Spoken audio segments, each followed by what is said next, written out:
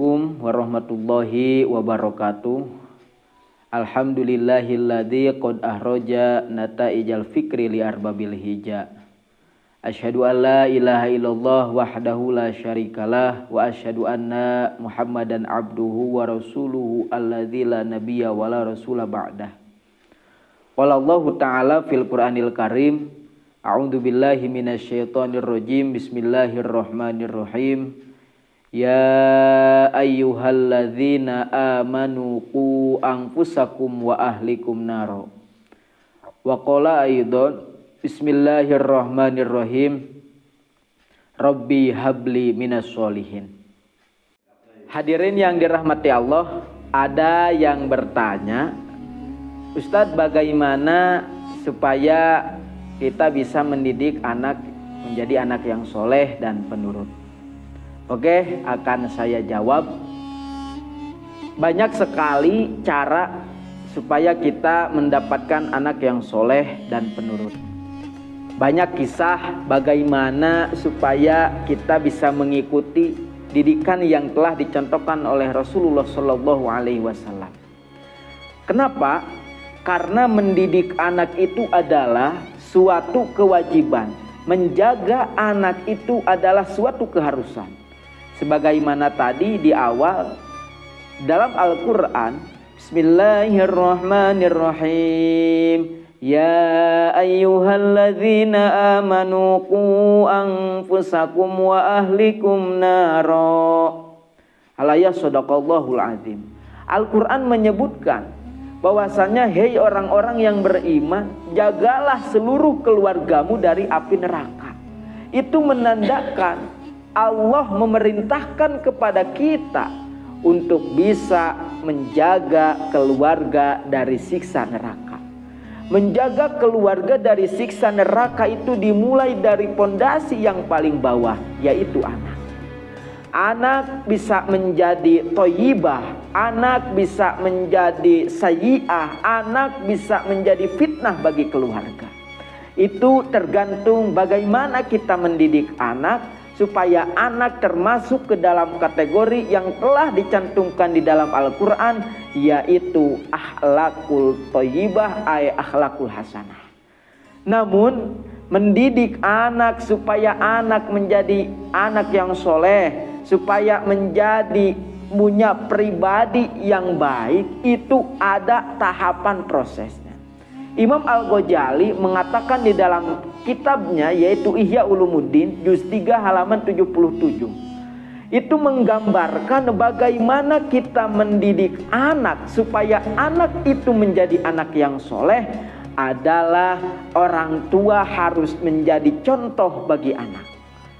Bagaimana orang tua bisa mengajarkan baik itu dengan lisan, baik itu dengan perbuatan, sehingga anak meniru terhadap orang tua.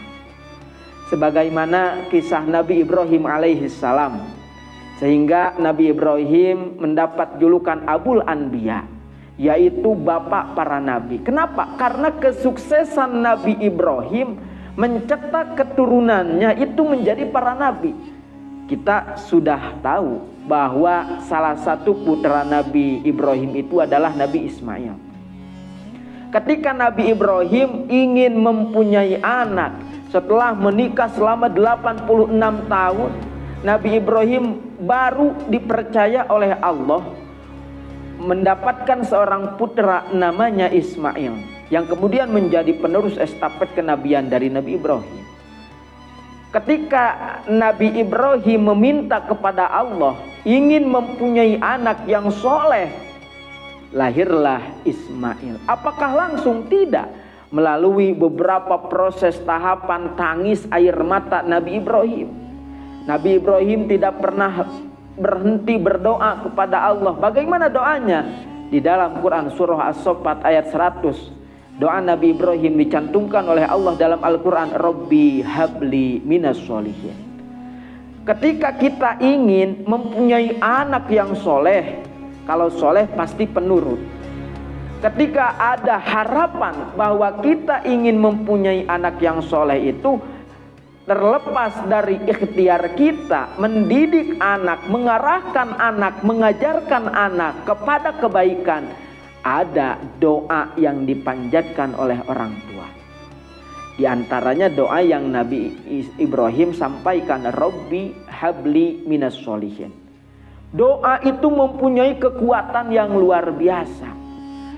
Dalam doa Nabi Ibrahim, ketika Nabi Ibrahim meminta kepada Allah, ya Allah berikanlah saya keturunan yang soleh. Di sana ada proses, yaitu kesabaran. Nabi Ibrahim sabar ketika Allah tidak langsung mengijabah doanya. Padahal kita tahu Nabi Ibrahim itu adalah seorang nabi, tetapi Allah tidak langsung mengijabah. Ada pendidikan dari Allah ke Nabi Ibrahim, yaitu hendaklah bersabar.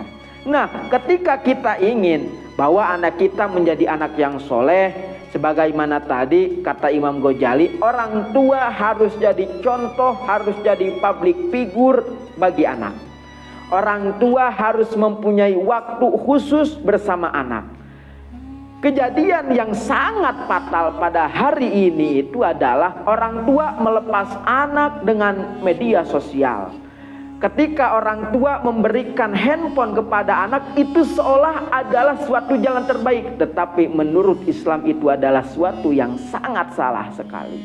Fatal akhirnya ketika anak membangkang akan perintah orang tua, ketika anak tidak nurut kepada orang tua karena salah didikan orang tua, yaitu dia tidak mempunyai waktu bersama anak dan orang tua tidak menjadi contoh bagi anak. Maka ketika kita menginginkan anak yang soleh, jadikanlah kita sebagai orang tua contoh tauladan bagi anak. Jadikanlah lisan kita, perbuatan kita, sehingga otak anak itu merekam bahwa orang tua kita mengajarkan kepada kebaikan. Yang kedua, supaya kita mendapatkan anak yang soleh, yaitu bersabar dalam mendidik, bersabar dalam mengasuh, karena itu adalah suatu ketetapan yang telah ditetapkan oleh Allah. Dengan tidak terlepas kita memohon kepada Allah untuk senantiasa Allah memberikan anak yang